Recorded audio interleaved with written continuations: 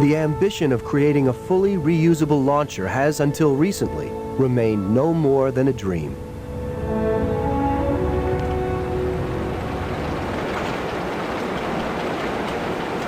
As the NASA evaluators tried to decide which X-33 concept had the best chance of reaching orbit in a single reusable stage, they faced the unknown. Rockwell, the company who built the shuttle, offered a winged vehicle not unlike the shuttle itself, while Lockheed Martin opted to lose the wings and design a lifting body shape. But the concept from McDonnell Douglas had a clear head start. It was based on a demonstration vehicle they were already flying.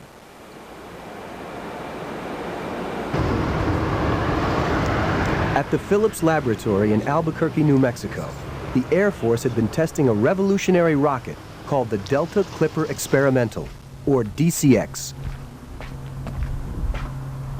Originally commissioned as part of the Strategic Defense Initiative, what the Air Force wanted was a fast turnaround space truck that, unlike the shuttle, could be launched and reflown by a skeleton crew. Morning, Connie. Major Shell took part in every flight of the DCX. Instead of doing it literally with thousands of people, with a DCX, the goal was 3 people to fly it in the operations center with less than 15 people on what we call touch labor on a vehicle. The Air Force had set McDonnell Douglas a tough design goal, a combination of reusability, single-staged orbit, and a flight operations control center that looked more like a tiny outside broadcast unit than Houston's mission control. It was a return to the early days of the X vehicles, rapid prototyping using as much existing technology as possible. But the real revelation was the way the DCX flew. 10, 9, 8, 7, 6, 5, 4, 3, 2, start. We have ignition. We all up. We have engine throttle up.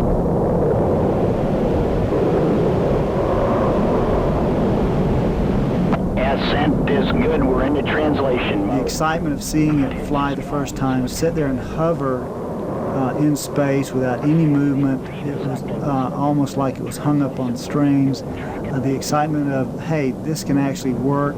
We can get into space cheaply, affordably, and very often makes commercial space flight available for the general public much, much closer. Vector's holding strong. And for the scientist who'd spent so long promoting the concept of single-stage vertical landing, it was a triumph. I was one of the ones that argued that if you ran demonstrations like this, you would get people's attention. Even I didn't dream you would get so much attention as that thing did. And in a way, that's might be one of the better things that happen. Apparently, if you make a rocket do something different, everyone gets excited. In fact, on the first flight, some people have said, gee, it's even more exciting when it's coming down. And I said, yeah, I agree, but do you think it's really more exciting, or it's just you and I never saw one come back down before? Landing high thrust, acceleration ramp down. Roll up.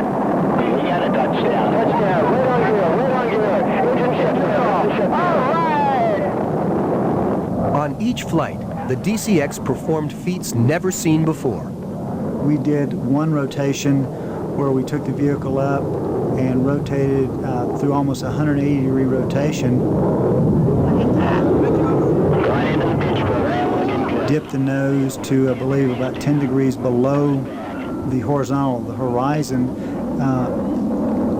simulating the vehicle returning from orbit, and then came back through, rotated the vehicle back again to land. And that was done without any of the control surfaces reacting. That was all done with engines.